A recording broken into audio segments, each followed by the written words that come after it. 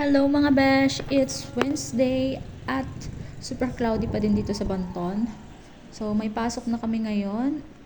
Papunta ako ngayon sa office namin. So kahapon kahit walang pasok yung ating mga kasama, pumasok pa din tayo kasi nga nagmamonitor tayo ng weather. So ngayon, may pasok na ang lahat kaya happy na. Happy na tayo. Yamaw! Yamaw dite! Yamaw dite! This obvious.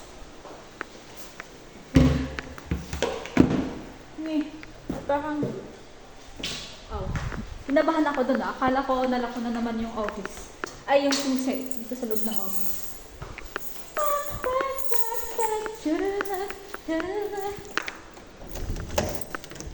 Welcome to my office. OMG. Hindi ko pala siya na-close yung kahapon. Yung window. Buti na lang, small lang.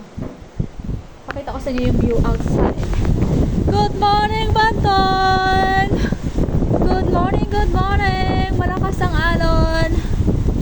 Kaya hindi ako tumuloy mag-travel kagabi kasi malakas ang alon. Maaga pa naman. 7:22 pa lang. Ano muna ako? Ayusin ko muna yung aking face. Muna siyang i-renovate. I-renovate ko muna yung face ko. Ang gamit ko ay BS Brightest Skin Intensive Sunblocker. Para i-block niya yung mga holes. Just hindi yung sunlight yung iba-block.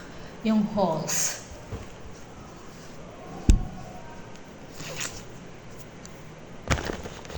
I'm sorry about my hair.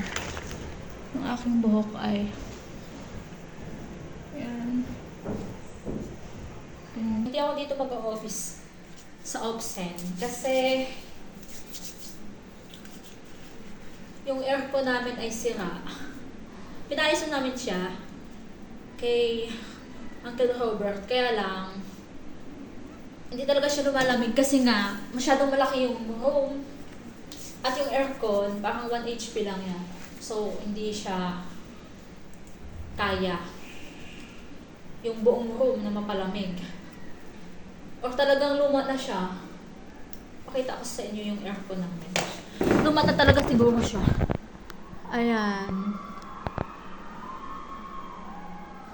So, doon muna ako mag-office. Sa office ni Ma'am Egg. Ako ay doon muna magpapaampon. Saging pa kami yun kagahapon. Yun lang. Bye! Good morning!